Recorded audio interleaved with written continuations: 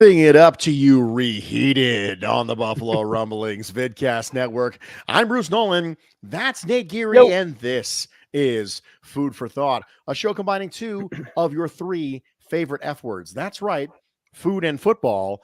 The third one is Fridays, because all day today I was complaining to anyone who would listen, who was basically nobody would listen. I was listening. And I said, now who do I talk to exactly? Like, who do I have the discussion with? Do I need to go Karen on somebody? Do I need to speak to a manager? Why is it not Friday? Because you may have figured this out, dear listeners, but this is a reheated version of Food for Thought.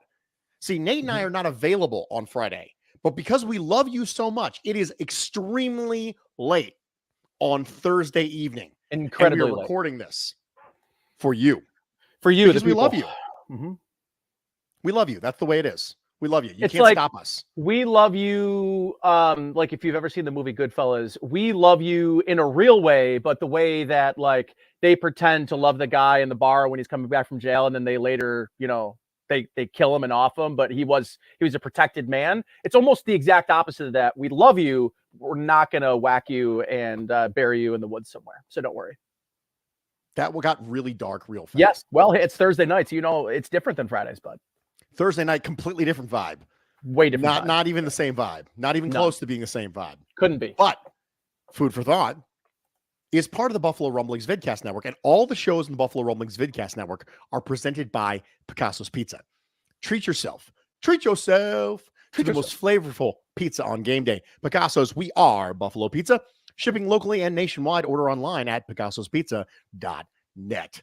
Mr. Geary, are you ready? I was born ready. Now, I think it's going to be really interesting that you saw the episode title of this show.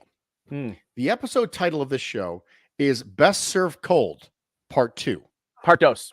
And the reason that is because I was thinking up names for this particular episode, and I thought, what a huge missed opportunity. Last week, I used the title Best Served Cold to reference the Buffalo Bills getting a second crack at an AFC East divisional foe in the New York Jets, and how revenge was best served cold. But this week, they get to do that again, and also it's going to be freezing cold and snowing. So I said, even better. We're going to go ahead and meta this. So what we're going to do is the name and title of this episode is Best Served Cold Part 2. And then for our icebreaker, for our hors d'oeuvres, we're going to talk about completely unoriginal foods because it's a completely unoriginal title. Yep. To the podcast. We're going full meta. I'll tell you what is not unoriginal. What is absolutely original, Genesee Brewing Company. Since 1878, Jenny has poured generations of brewing knowledge into each pint, can, and bottle of their beer. They make no sacrifices when it comes to their beer, brewing each with the highest quality ingredients for a consistently great drinking experience. Look for Genesee Beer, Genesee Light, Cream Ale, and their specialty lines with beers like Ruby Red Kolsch and Oktoberfest. Genesee Brewery, Rochester, New York. Nate, we should still tell people to hit all the engagement buttons. Well, we should absolutely do that. We're here. We might as well. Hit all the engagement buttons. Like, subscribe, rate, review. And if you feel so led, you can still follow along with us on the Food for Thought drinking game. I am going to throw the Food for Thought drinking game rules up on the screen. I'm not going to read all of them to you this time, but I'm going to throw all of them up on the screen because... Feel free to play at home. Play at home. Play at home. And we'll try to do our best to call out if something were to happen. But don't let us be the reason you're not going to drink on your Friday night, Absolutely no. We would never want to hold you back from that. No. Because we're originals here. We are. We're totally originals. But we're going to talk about completely unoriginal foods. Nate, when I sent you the outline and it said completely unoriginal foods, where did your brain go? This is going to be controversial. First, it's going to be controversial. Anything pretty much for the most part, not everything, but most things vegan. Because vegan, which I've done there actually are some very good, there's a vegan, here you go, here's for you drinkers that are going to play along. There's a local place here called the Beer Keep. And I did not know, they're the only place in Buffalo that does garbage plates. their beef sauce, like the hot sauce, right? The meat sauce and the macaroni salad are both vegan. And I did not even know. And it's one of my favorite things to go and eat as like a late night food menu thing. But the thing about vegan food is it wants to just be like vegan chicken wings, right? Just eat a chicken wing. You know, if you want something that is like it, you got to just eat the thing. It's unoriginal to make. And I shouldn't say this because I've actually had some good, you know, deep fried cauliflower, right? But I don't know, man. I don't get the trend of like trying to make food taste like other food when it's really hard to capture the true taste of like a buffalo wing with blue cheese and like something. You know, I couldn't even imagine what it would be like to have to eat a vegan burger. Just yeah, I feel like you just got to make original vegan dishes. I've had great original vegan dishes that are like, you know, it's not a vegan take or a vegan twist on it. You know what I mean? So I think vegan people, like, it has got to be so tough, which is probably why, you know, you end up trying to mimic a lot of foods, but it's got to be tough to be vegan because there's not very many places that will give you more than one or two, maybe at the very most, vegan options, Bruce. So I guess in a way, it's very hard to be original. But I guess that's also why it's just like a weird thing to me, but all the power to them. All power to vegans, I guess. Oh man, you've done it now, Nate. They're tough people. Like I swear to God, the thing that I guess about vegetarians is vegetarians are still giving themselves, but also there's fake vegetarians that are like eating white fish. That doesn't count. That doesn't count. Either you got to be vegetarian, you got to be all in, or you got to be all out. At least vegans, I'll say this, they're all in. Fake vegetarians, by the way. Pescatarians, is that what they are? That's people who only eat fish. Fake. Yeah, fake pescatarian. Person. Not even real. Not even a real person. I know words. all the best words. I know all the words. I know the words. But yes, unoriginal foods for me. Well, I went a completely different direction with this question.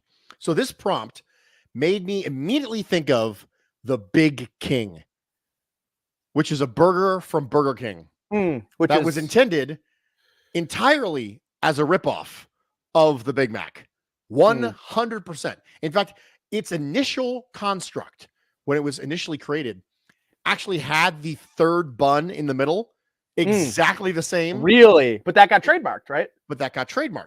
So they moved it out, and they eventually ended up going with we're like the Big Mac, but we're better because we're bigger and there's less bread.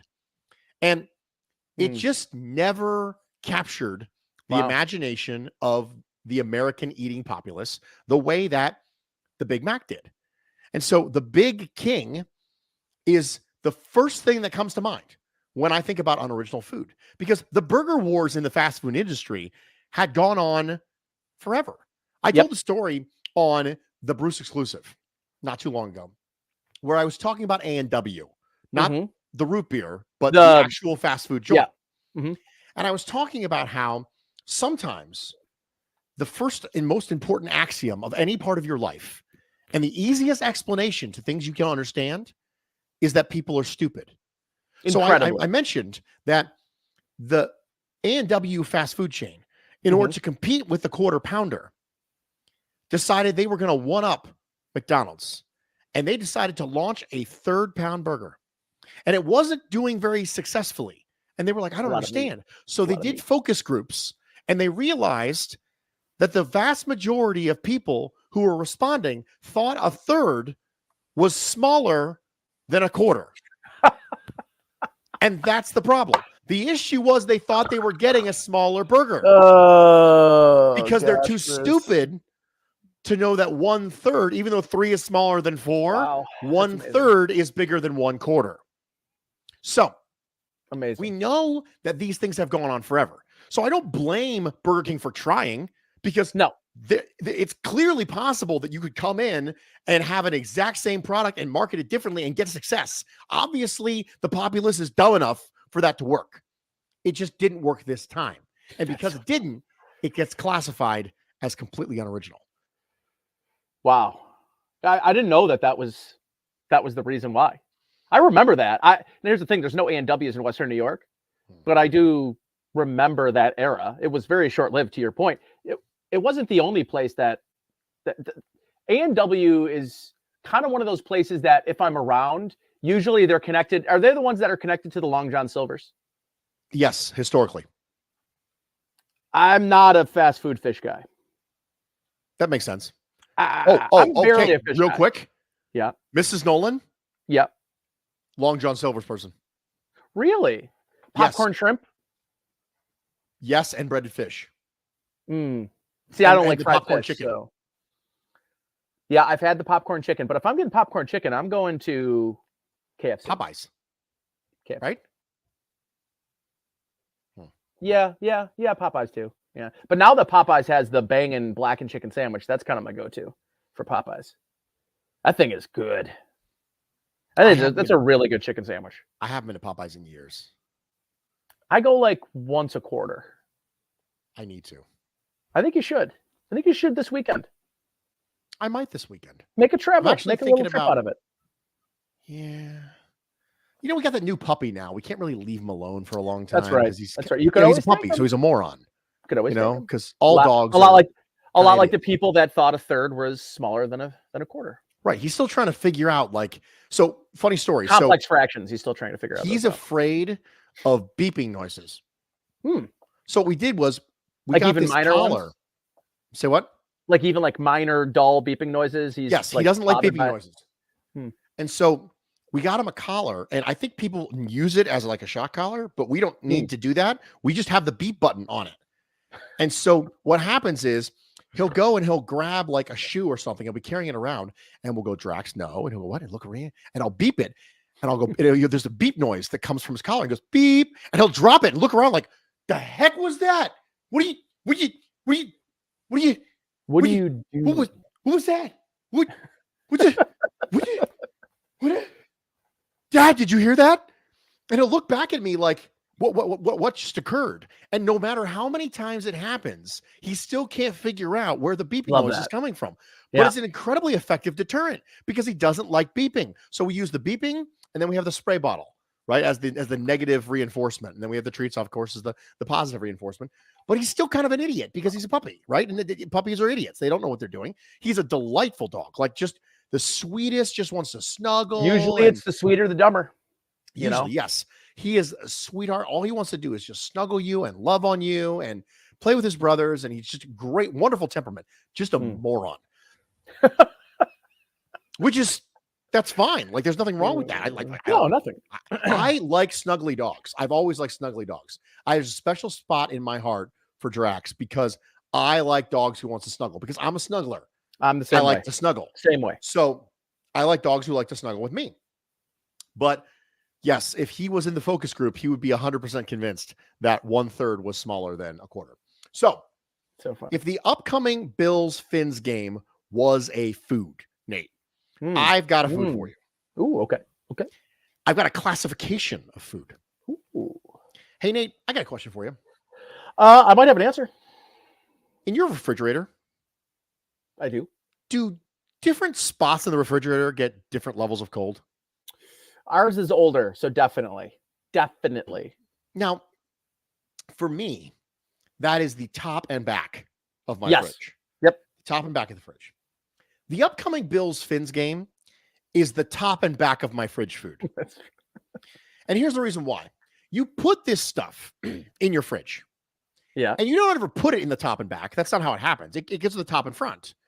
But then inevitably, other things start to take its place. And it gets pushed to the back and the back and the back and the back. And you kind of forget that pickles. It's back in pickles, right? Pickles, relish. That happens a lot, right? Yep. Yes.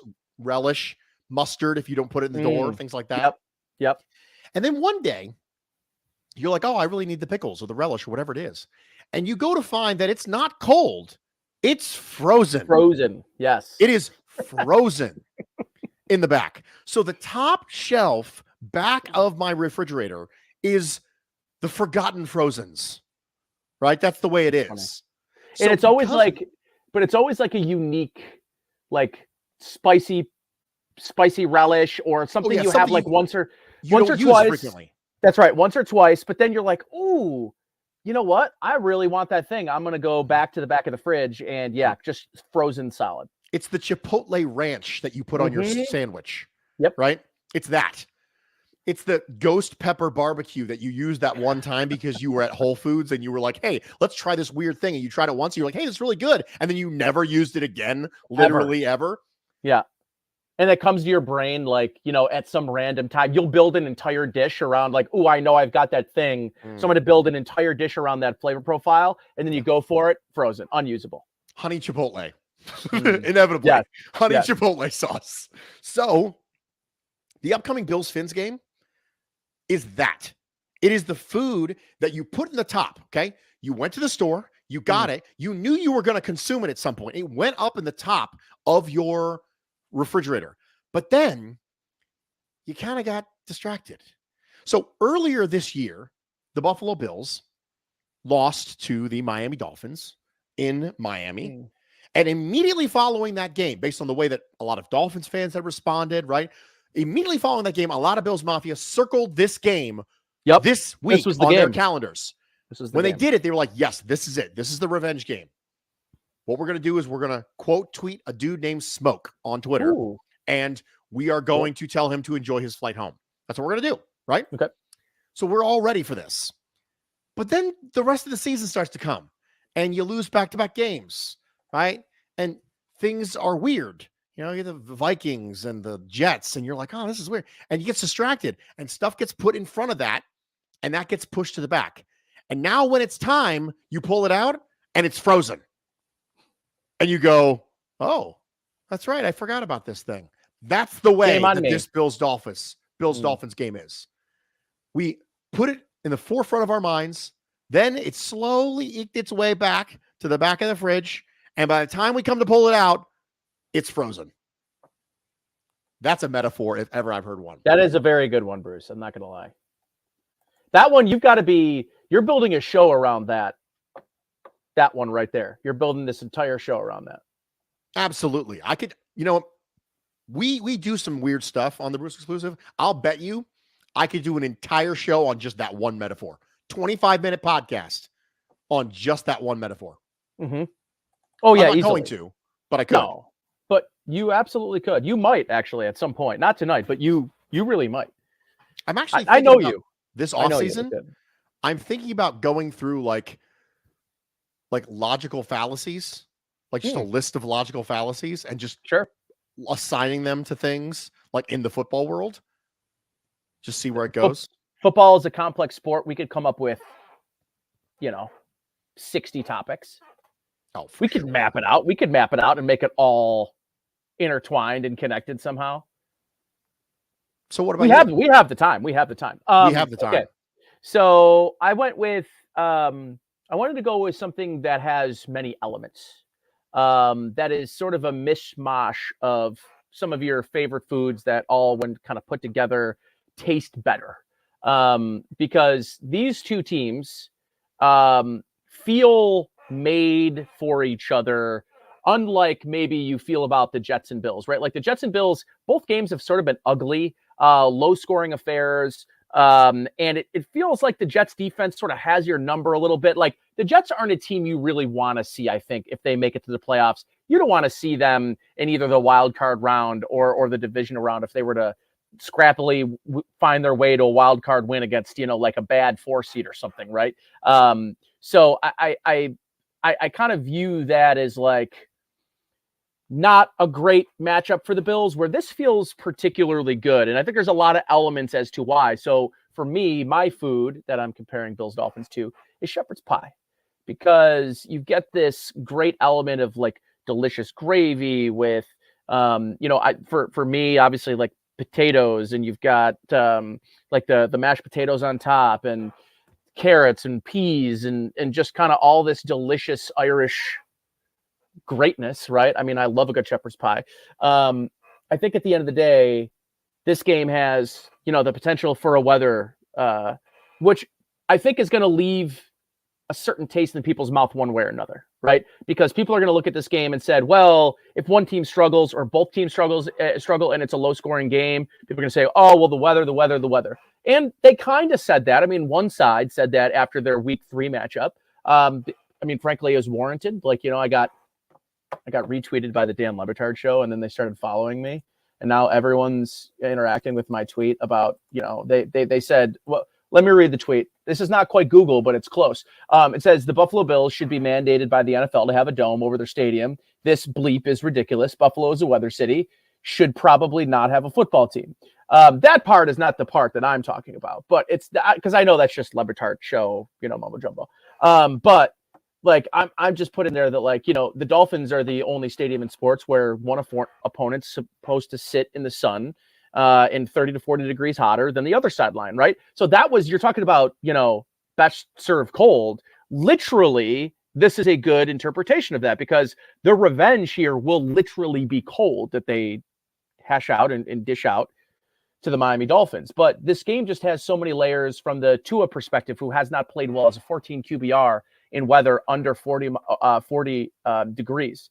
And then you look at this offense over the last 2 weeks, there's been a defensive blueprint on how to slow them down, particularly at the line of scrimmage. And then you have the storylines of the Bills, right? This is maybe this is the potato element, which is the thing that kind of brings the whole dish together, the mashed potatoes on top. And it's that the Bills offense has not been playing like the offense we've seen in large stretches earlier this season. And I think the first maybe cracks in the armor, Bruce, showed up in that week 3 game. Because if you remember weeks 1 and 2, the offense short of 2 turnovers week 1. They absolutely blew out the Tennessee Titans. I mean, it wasn't a football game halfway through the 3rd quarter and Josh Allen didn't play the 4th quarter. So like I view it this way, and I just think it has so many elements to be a really great dish. All of the elements alone are fine, but when you add all of these storylines together, I think this makes for one of the more unique matchups of the year because of the weather element and what potential it could play on the Dolphins passing game. And are the Dolphins going to use it as an excuse if they lose? I don't think they will, because they've sort of hedged their bets a bit. The coach wearing the shirt and talking about being excited, and that's all good and fine. And there is actually a positive record. I believe the Dolphins are like 4-1 or something in their last 5 games they've played under 32 degrees or something. But at the same time, like this is an advantage for the Bills if they play like the team we saw in the playoffs last year playing that game. But that did not feature snow, Bruce. So just lots of different layers and elements that are unique on their own, but far more fun when you combine them as a storyline. Okay. Duly noted. Shepherd before we get on to our Cole Beasley, it needs to be noted that get ready to get a drink, by the way, for those of you who are listening. Love that. It needs to be noted that you and I find ourselves once again locked in battle, but this time not for a fantasy football championship, for a fantasy football playoff win. That's right, ladies and gentlemen. Yeah. Mr. Nate Geary and I are playing each other in the first round. Not feeling super playoffs. Not feeling super pumped about it. You're not feeling super pumped about it? Your gift from the other day, was that the second you realized was I the one who broke it to you that you were playing me? Yes. Oh, I did not know. I did not know. Yeah. So ironically enough, Nate's starting lineup against me is Tua, which is irony of ironies. Not feeling good. DeAndre Swift, Tony Pollard, Keenan Allen, DeAndre Hopkins, Amari Cooper, Hunter Henry, Michael Pittman, Sam Darnold, Tyler Bass, and the Cowboys defense. I have Joe Burrow, Derrick Henry, Jonathan Taylor, Justin Jefferson, Amon-Ra St. Brown, Stephon Diggs, Travis Kelce, Kirk Cousins, Aaron Jones, Marr, and the Chiefs defense. And I might not play Aaron Jones because it's Monday night and he's questionable with his shin. So I might have to go with J.K. You're projected to beat me by 37. We will see. 38 actually. But the thing that sucks is the weather, I think, is going to stifle Tua throwing the football. Yes, that's going to be bad. DeAndre Swift was finally off the injury report last week and had his worst output all season. And now plays the Jets. And now play the New York Jets. And Noah Fant just scored, and I decided to put Hunter Henry instead of Noah Fant in the game. And Noah Fant on my bench has 16 points. So it's not looking particularly good for me, Bruce. Well, all it really matters to me is that I win, and I desperately, desperately need Ryan Talbot to lose because I have his first round pick. Yeah, you want to maximize that, of course. Yeah. I mean, just of course. Wait. So now with his 16 points, Noah Fant has the most points he's had all season in any game. And of course he does. Okay, all right. We've done enough of that. It's just funny. It's just fun. Nobody wants to hear about that. Everyone, literally, there's a tons of people listening to this going, why are you talking about your fantasy teams? You know what? It's fun. We're playing each other. It's just, it only happens. We're having fun. Are we having fun? Everybody love each other. And then DeAndre Hopkins now has his backup quarterback throwing to him. Amari Cooper and is playing Denver. With Deshaun Watson. He gets a good defense. And Jimmy Garoppolo is injured, and I'm using Sam Darnold in my lineup at the moment. Yeah, so all in all, and I dropped Baker Mayfield. Well, we'll get to that in a second. It's going to be in a second. But we're going to talk about Cole Beasley first. Yeah. The Cole Beasley signing makes me feel like, okay, here we go. I've got one for you. The Cole Beasley signing makes me feel like I have a spot. Nate, let me ask you this. Do you have a spot? Do you have a spot that's your spot? Like when you walk in this restaurant, they go, oh, it's Nate. You have the usual, perhaps? Yeah. So, yeah. I have never really lived long enough in one spot to have a place, right? But if I had a place and I walked in and I had a usual and it was comfortable and it was good, and you know what? Sometimes maybe it was a little boring. And then one day, that usual gave me food poisoning, right? I got food poisoning from my usual. Oh, man. Tough. And I was really distraught about this. Sure. And I was like, oh, I'm not going back. I'm done. May never go back. I can't even look at it. I might never even go back. I might never even solicit that establishment ever again. But then, about a year later, I say, you know what? I think it's been enough time. Enough time has passed. For you, maybe, Nate, because you thought White Castle made you sick. Maybe in a year from now, you're like, you know what? It's been long enough. I'm going to try White Castle again. Going to hop back on the pony.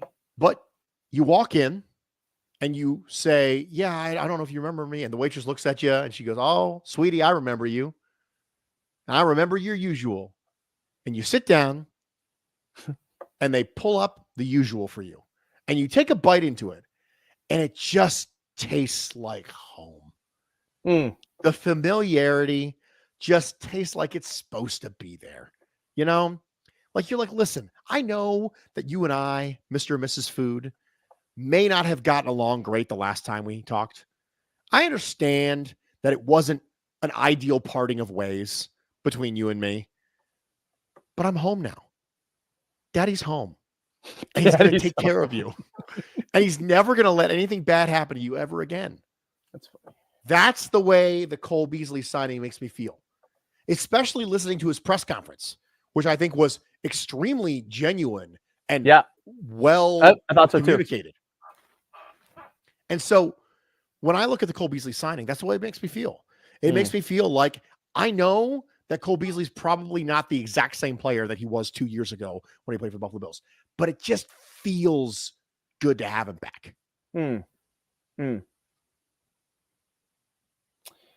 So mine, I went with, it's like the restaurant that you have frequented before, but the owner may or may not have said some controversial things that made you think about whether or not you wanted to frequent that place anymore.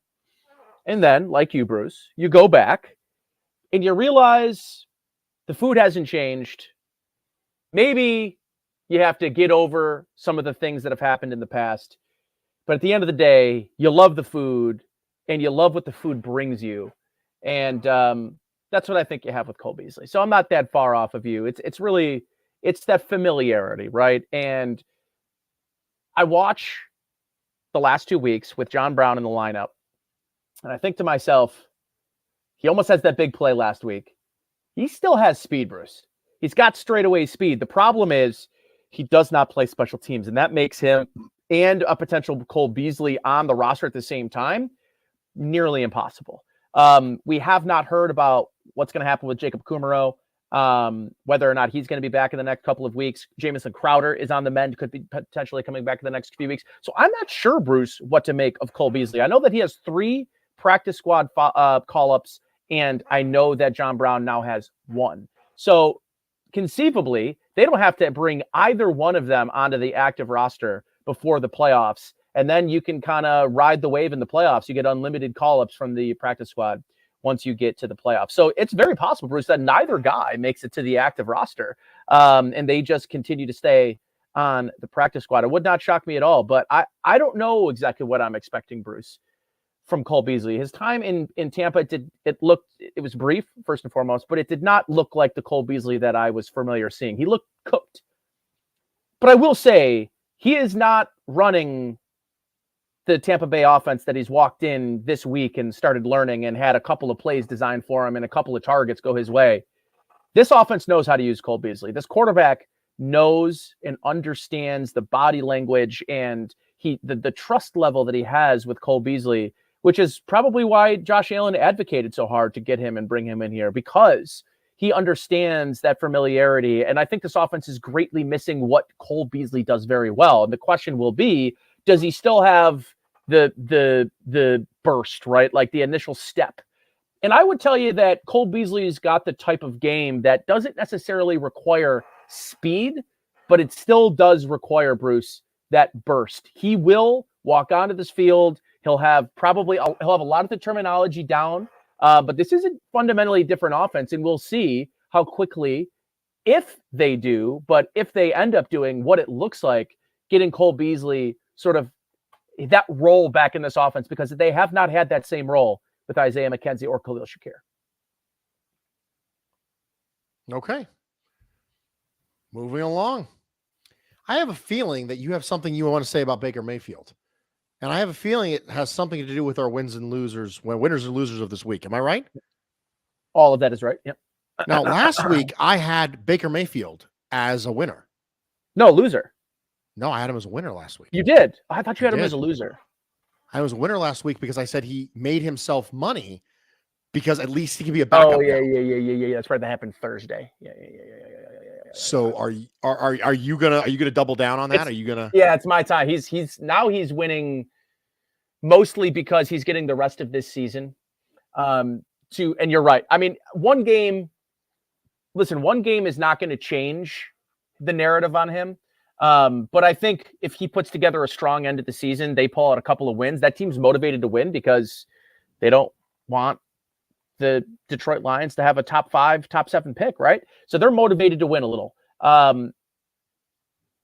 Baker could turn this into maybe an opportunity to be the primary backup, and we'll see what happens with Matthew Stafford. But yeah, he's my winner. I'm doubling down on my man, Baker Mayfield, unlike his former college teammate, who is going to be my loser. Okay. Well, you know what? Just go ahead and do it. Go ahead and hit the loser. It's Kyler Murray.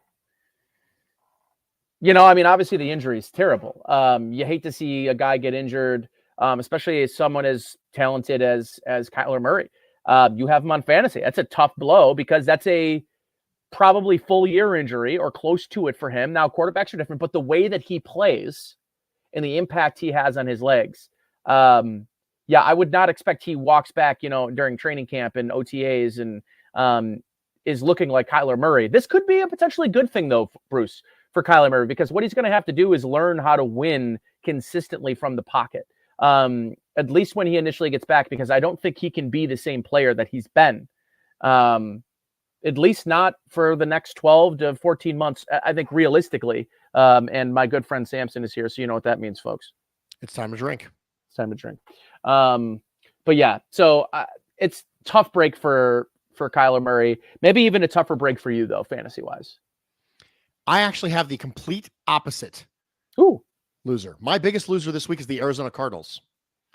Because Cliff Kingsbury got an extension because Kyler Murray can make stuff happen and DeAndre Hopkins can make stuff happen. Yep. And now without him, you're going to realize really quick, Steve Keim is taking a definite leave of absence due to what they say is health-related reasons. I have a feeling that he might have been on his way out regardless. Yeah, I think so too. But they just gave him a big extension, so I'm not sure. But Cliff Kingsbury, I think, got an extension mostly because Kyler Murray and DeAndre Hopkins are really good. And now you're going to see real quickly what life is like when you don't have playmakers making plays. And Kyler Murray is going to be sitting there on the sidelines and going, yep, this is what it's like. Do you remember, of course, from the preseason when there was this weird sub story in the Arizona Cardinals where Cliff Kingsbury let Kyler Murray call plays? Yeah, and during the preseason, Cardinals were way more successful when Kyler Murray called plays. It's a little bit like when you tell your kid, hey, you think it's so easy, you try it. And then he does it. Yeah, right. Really and then he does it and it's really well. Yeah, he does it really well. It's like, oh no, that backfired. So for me, when I look at the Arizona Cardinals, I think, okay, well, if Kyler Murray wanted to get a new offense in there, I think this may be a blessing in disguise for a different reason than what you said. So I have my biggest loser as the opposite of Kyler Murray. I have it as the Arizona Cardinals, specifically Cliff Kingsbury and Steve Keim. My biggest winner this week is J.K. Dobbins. Ooh.